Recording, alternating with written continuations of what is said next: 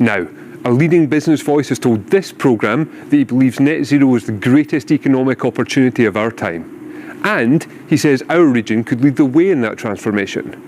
Martin Valenti, who heads up efforts to reduce emissions for South of Scotland Enterprise, said the Scottish Government must be clear on its commitments to encourage businesses to invest in green opportunities. The Net Zero Secretary says the budget includes £4.9 million to tackle the climate emergency, but some environmental campaigners have warned that more money is needed. Matty Sutton reports. At the moment, we've got a selection of ducks out here. We've got shoveler, pintail, widgeon. Mershead Nature Reserve in Dumfries and Galloway is a haven for waterbirds, providing precious habitat for them to feed and breed. We're definitely seeing an impact of the nature and climate crisis. So you can have very strong, long droughts or very wet periods just at the wrong time. The Scottish Government says it's committed to reversing the decades of damage to the natural environment by 2045. Yes, but Andrew Midgley, who works for the charity which manages the land here, says more investment is needed.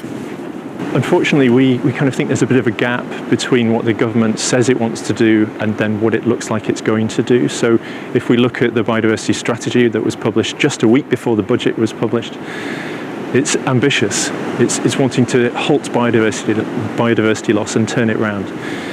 But then how is the government investing to deliver that? We see the Nature Restoration Fund is still a tiny amount of money in comparison to what's needed. In the Scottish Government's draft budget for this year, spending on nature restoration has reduced from £22 to £18 million. Overall, though, the Net Zero Secretary said spending to tackle the climate emergency has increased across all departments.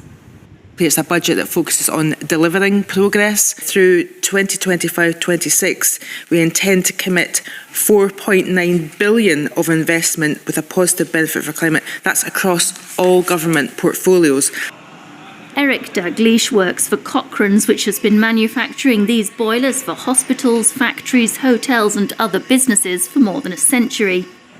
In recent years, they've developed ways to make them greener, and this one is headed to a local distillery. It has the potential to fully decarbonise the steam production at that particular site, and it is a world first.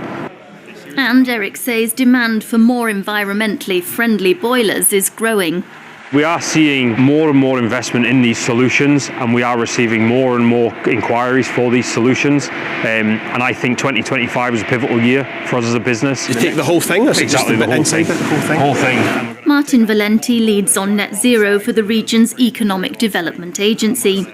He says for businesses to invest in green technology, the Scottish Government must be clear in its commitment to tackling climate change.